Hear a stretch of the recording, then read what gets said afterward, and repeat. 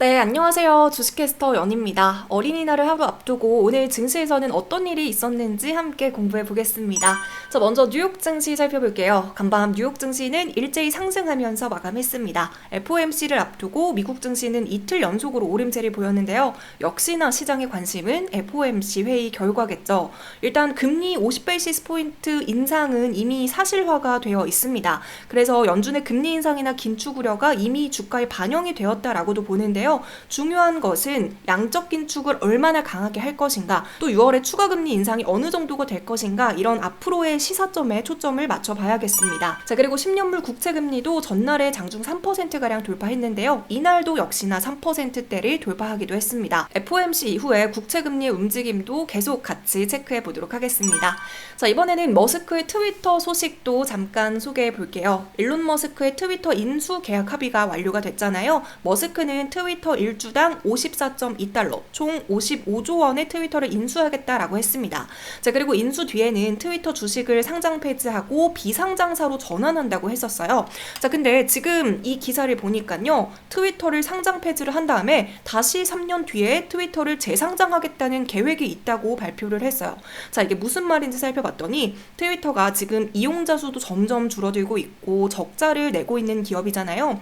근데 상장 폐지를 하고 난 다음에 내부 구조조정 등을 거치고 트위터 기업 가치를 다시 끌어올린 뒤에 비싼 가격으로 재상장시키겠다라는 거죠. 이 일론 머스크의 큰 그림이 정확하게 뭔지는 저도 잘 모르겠지만요. 앞으로 일론 머스크의 큰 그림들이 어떻게 그려질지 계속해서 주목해 봐야 될 것 같습니다. 자, 그리고 미국에서도 이제 여행 수요가 되살아나고 있어요. 에어비앤비에서 실적을 발표했는데요. 1분기 실적이 시장 예상보다 좋았습니다. 손실도 크게 줄어들었고요. 매출도 작년 1분기에 비해서 70%까지 끌어올렸습니다. 자, 우리나라도 야놀자의 이용자 수가 240만 명으로 갑자기 이렇게 급증을 하면서 본격적으로 여행 시장이 되살아나고 있어요.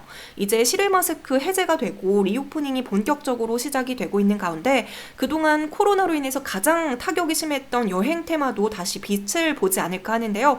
특히 6월에서 8월은 휴가 시즌이기도 하잖아요. 그래서 미리 여행 테마도 공부해 보시면 좋을 것 같습니다. 여행사뿐만이 아니라 음식료품이라던가 렌터카, 항공사와 같은 교통 서비스 등이 있는데 기회가 된다면 같이 테마와 종목 공부하는 시간을 마련해 보도록 할게요. 네, 그럼 오늘 마감 시황 살펴보도록 하겠습니다. 코스피 지수는 오늘 0.11% 소폭 하락하면서 2677선에서 마감을 했습니다. 옆에 분봉 차트를 보시면요, 지수는 계속해서 하락하는 모습입니다. FOMC를 앞두고 반발 매수세가 나오지 않을까 했지만요, 증시는 크게 힘을 내지 못했고 장 후반에 그래도 소폭의 매수세가 들어왔지만 하락으로 마감했습니다. 네, 수급을 한번 살펴보니까요, 오늘 개인이 985억 원가량을 사들였고요. 외국인도 역시나 315억 원가량을 매수했습니다. 반면에 기관만이 1497억 원가량을 매도했어요. 자, 주목할 만한 점은 외국인이 어제에 이어서 연속으로 코스피에서 매수세가 이어졌다는 건데요. 반면에 기관은 오늘까지 3거래일째 계속 매도하는 모습을 보이고 있습니다. 자, 코스닥 살펴보도록 하겠습니다. 코스닥 지수는 오늘 0.83% 하락하면서 900선에서 마감했습니다. 분봉 차트를 보시면 지수가 가파르게 빠지면서 변동성을 보였는데요. 장 초반에는 오늘 911선의 고점을 찍고 장 후반에는 899선까지 지수가 떨어졌습니다. 그래도 코스피와 마찬가지로 장 후반에 소폭의 매수세가 들어오면서 900선에서 마감을 했습니다. 자, 수급을 살펴보시면 오늘은 개인만이 코스피에서 매수세를 나타냈는데요. 개인은 1465억 원가량을 사들였고요. 외국인과 기관은 각각 1248억 원, 177억 원가량을 매도했습니다. 자, 이어서 외국인 순매수 매도 종목 1위부터 5위까지 살펴보도록 하겠습니다. 외국인 순매수 1위 종목은 현대중공업이고요. 2위는 LNF, 3위는 한국전력, 4위는 기아, 5위는 KB금융입니다. 이어서 외국인 순매도 종목 1위는 네이버, 2위는 카카오, 3위는 LG생활건강, 4위는 삼성전자, 5위는 삼성 SDI입니다. 네, 기관도 살펴보도록 하겠습니다. 기관 순매수 1위 종목은 코오롱인더고요. 2위는 LNF, 3위는 한전기술, 4위는 크래프톤, 5위는 금호석유입니다. 기관 순매도 1위 종목은 LG에너지솔루션, 2위는 LG생활건강, 3위는 하이브, 4위는 현대중공업, 5위는 삼성전자입니다. 연기금 순매수 순매도 종목도 살펴보겠습니다. 연기금 순매수 1위 종목은 LG에너지솔루션이고요. 2위는 한전기술, 3위는 코오롱인더, 4위는 LG화학, 5위는 LNF입니다. 연기금 순매도 1위 종목은 삼성전자, 2위는 카카오, 3위는 하이브, 4위는 LG생활건강, 5위는 LG전자입니다. 네, 이어서 5월 4일 오늘의 일정도 살펴보겠습니다. 오늘은 실적 발표가 있었는데요. 카카오와 SK렌터카, K카와 GS리테일, 금호석유, 코오롱 플라스틱 등의 실적 발표가 있었습니다. 특히 코오롱 플라스틱 같은 경우에는 역대 최고 분기 실적을 달성하면서 오늘 장중에 29%까지 상승하기도 했습니다. 자, 그럼 오늘은 어떤 경제 이슈가 있었는지 공부해보도록 할게요. 자, 오늘의 이슈는 삼성전자가 미국의 1조 원대 5G 장비를 수주했다는 소식입니다. 자, 여러분, 미국은요 5G 핵심 시장입니다. 이런 미국에 무려 1조 원대라는 어마어마한 규모로 수주에 성공을 했어요.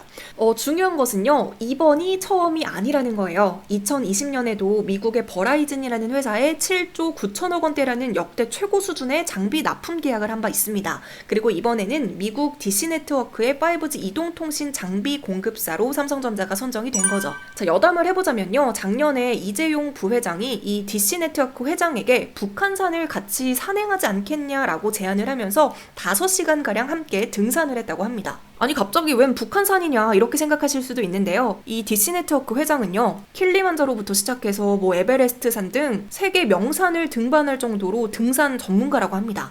자, 이걸 갓재용님께서 딱 캐치를 해서 같이 등산합시다 이렇게 한 거죠. 함께 땀을 뻘뻘 흘리면서 얼마나 많은 얘기를 나눴겠습니까? 자, 이렇게 이재용 부회장이 글로벌 산행 네트워크를 하면서 이번 수주에도 상당한 역할을 하지 않았나 싶어요. 참고로 DC네트워크는 현재 가입자가 870만 명 정도인데요. 2023년 중반까지 미국 인구의 70%를 커버하는 5G 이동통신 네트워크를 구축하겠다는 목표를 세우고 있고요. 삼성전자가 장비를 공급해준다라는 겁니다. 이렇게 연속적으로 대형 수주에 성공을 하면서 삼성전자의 5G 기술력을 확실히 인정받게 됩니다. 앞으로 삼성전자는 미국에서의 점유율이 당연히 확대가 될 거고요. 이 5G 입지도 더욱더 강화될 것으로 예상을 하고 있어요. 또한 이번 달에 조 바이든 미국 대통령이 우리나라로 방한을 올 예정인데요. 방한 기간 중에 삼성전자를 방문할 예정이라고 합니다. 그때 이재용 부회장이 직접 바이든 대통령을 안내하고 반도체 생산 시설을 함께 둘러볼 예정이라고 합니다. 자, 그럼 오늘 주식시장에서는 어떤 테마가 강세를 보였을까요? 벌써 눈치채신 분들도 많죠. 당연히 5G 통신 장비 관련주가 강세를 보였습니다. 자, 먼저 첫 번째로 무선 통신 장비 제조업체인 FR텍은요, 장이 시작하자마자 10분도 안 돼서 오늘 상한가에 도달하면서 4,040원의 종가를 형성했고요. 이어서 이동통신 솔루션 전문업체인 이루온도 오늘 16%가량 상승하면서 2,570원에서 마감했습니다. 이어서 오늘 텔레필드도 11%가량 상승하면서 3,660원에서 마감했고요. 기가레인도 오늘 3%, 오이솔루션도 2%가량 상승하면서 마감했습니다. 자, 두 번째로는 푸틴의 원자재 수출 금지에 따른 관련주입니다. 자, 러시아 푸틴 대통령이 비우호국에게, 그러니까 러시아에게 협조적이지 못한 나라에게는 러시아산 상품이나 원자재 수출을 금지하겠다라는 보복 제재에 서명을 했습니다. 자, 그런데 이 비우호국에는 한국이 포함이 되어 있습니다. 안 그래도 원자재 가격 폭등에 물가 폭등이 심각한 문제인데 이렇게 경제 교류를 중단하겠다라고 하면 우리나라에도 당연히 타격이 불가피하겠죠. 자, 이런 소식에 어떤 종목들이 움직였는지 함께 살펴보겠습니다. 자, 먼저 상한가에 도달한 에코 플라스틱이에요. 최근 국제 유가가 계속해서 오르고 있죠. 동시에 플라스틱과 섬유 등의 원료가 되는 나프타의 가격 역시 14년 만에 최고치를 기록했습니다. 자, 나프타 같은 경우에는 플라스틱과 섬유 등 각종 화학 제품의 기초 원료로 쓰이는데요. 이때 원유를 정제해서 생산을 하기 때문에 유가가 오르면 동시에 나프타의 가격도 오르게 됩니다. 자, 그런데 우리나라는요, 러시아에서 나프타를 굉장히 많이 수입해 옵니다. 따라서 이번 푸틴의 서명으로 나프타 수급에 차질이 생겨서 가격이 오르게 되면 이 에코 플라스틱에게는 반사이익이 될 것이라는 기대감에 오늘 상한가에 도달했습니다. 자, 여기에 오늘 세린 BNG라는 종목도 장중에 29%까지 올랐다가 오늘 10%로 마감을 했는데요. 자, 방금 나프타는 플라스틱의 원료가 된다라고 말씀을 드렸습니다. 자, 그런데 세린 BNG는 친환경 플라스틱을 제조하고 판매를 하는 기업이에요. 자, 더불어서 세린 BNG에서 친환경 플라스틱용 원료를 공급하고 있는 기업인 그린바이오가 옥수수 전분을 발포시켜 만든 플라스틱을 대규모로 수출한다는 소식이 전해지면서 오늘 강세를 보였습니다. 자, 이어서 일진 디스플도 오늘 장중에 15%까지 올랐는데요. 이후에 매도 물량이 출회되면서 오늘 1.47% 오르면서 2,070원에 마감을 했습니다. 자, 러시아는 합성 사파이어라는 소재도 수출 금지를 검토한다고 했는데요. 합성 사파이어는 아이폰 등과 같은 스마트폰 제조에 쓰이는 소재로 이 러시아산 합성 사파이어는 전 세계 시장의 40%를 차지할 정도로 굉장히 비중이 높습니다. 자, 그런데 오늘 주목을 받았던 일진 디스플은 사파이어 웨이퍼 등을 공급하는 기업으로 부각이 되면서 장중에 주목을 받고 상승세를 보였습니다. 자, 더불어서 원전 관련주도 꾸준히 강세를 보이고 있는데요. 오늘 한전기술은 9.5%가량 상승하면서 83,000원에 마감을 했고요. 휴림로봇도 오늘 6.78% 오르면서 4,095원에서 종가를 형성했습니다. 마찬가지로 BHI도 오늘 4%가량 상승했고요. 우진도 2.67% 상승하면서 11,550원에 종가를 형성했습니다. 자, 이어서 UAM 관련주도 살펴볼게요. 인수위에서는 모빌리티 분야의 경쟁력 강화를 위해서 2025년까지 완전 자율주행의 상용화를 추진한다고 발표를 한 바 있죠. 이 모빌리티 시장 선도를 위해서는 전기수소차, 자율주행차, UAM 등이 핵심 성장 동력으로 지목이 됐습니다. 특히 이 UAM 같은 경우에는 2025년 상용화를 앞두고 많은 관심이 쏠리고 있는데요. 자, 일단 이 UAM이 뭔지 모르시는 분들을 위해서 간단하게 설명을 드리자면 지금 여기 적혀있는 것과 같이 도심항공 모빌리티를 뜻합니다. 쉽게 말해서 드론택시, 로봇택시 등과 같이 하늘에 떠있는 운송수단을 의미하고 있고요. 교통체증 없는 도심 하늘길을 열어주는 역할을 하는 겁니다. 자, 이렇게 UAM 관련주들이 오늘 관심을 받으면서 퍼스텍은 오늘 16%가량 상승했고요. 기산텔레콤도 14%, 한국항공우주도 2%가량 상승하면서 마감했습니다. 자, 마지막으로 이 기사를 함께 살펴볼게요. 연초에 정말 안타까운 일이 있었잖아요. 광주 화정의 아이파크에서 붕괴 사고가 일어나면서 6명의 근로자가 사망한 사건이 있었습니다. 그때 가족들이 막 울면서 인터뷰를 하는데 정말 너무 마음이 아프더라고요. 자, 이 붕괴 사고의 원인은요, 구조 변경, 콘크리트 품질 관리 소홀, 감리 소홀 탓인 것으로 밝혀졌습니다. 그래서 HDC 현대산업개발에 대한 신뢰도가 엄청나게 추락을 했었죠. 이 화정 아이파크가 총 8개 동이거든요. 근데 처음에는 이렇게 붕괴한 동만 철거하겠다 이런 말도 있었지만요. 결국 오늘 HDC 현산에서는 2천억가량의 손실을 감안하고 이 아이파크의 8개 동을 전면 철거하고 처음부터 다시 공사를 시작하겠다고 밝혔습니다. 자, HDC 현산에서도 이렇게 하지 않으면 기업 가치 훼손은 물론이고요.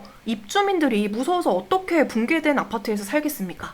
자, 그런데 이 사건을 통해서 우리가 생각해 볼 수 있는 것은 항상 뼈대를 단단하게 구축하는 일이 얼마나 중요한 일인지를 깨닫게 하는 것 같아요. 자, 우리가 주식 투자를 할 때도 당장 엄청난 돈을 벌고 싶고 새로운 일을 시작할 때도 빠르게 성과를 내고 싶어 합니다. 하지만 제대로 기반을 다지지 않고 또 뼈대를 구축하지 않고 막무가내로 콘크리트를 쌓아오르면 결국엔 이렇게 무너지게 됩니다. 물론 뼈대를 구축하고 기초를 다지는 일들이 정말 지루하고 재미없게 느껴질 수도 있어요. 하지만 진짜로 원하는 것을 얻기 위해서는 이렇게 지루한 시간을 견디는 과정이 반드시 필요하다고 생각합니다. 다만 혼자 가기에는 너무 멀고 지루하다고 느낄 수 있으니까요. 저의 유튜브 공간 안에서는 서로 함께 응원하고 차근차근 공부하면서 즐거운 시간으로 승화시키는 그런 공간이 되었으면 좋겠습니다. 네, 그럼 여러분 즐거운 어린이날 보내시고요. 오늘 영상도 도움이 되셨다면 구독과 좋아요 버튼 눌러주시면 감사하겠습니다. 네, 그럼 오늘 영상은 여기서 마무리할게요. 안녕.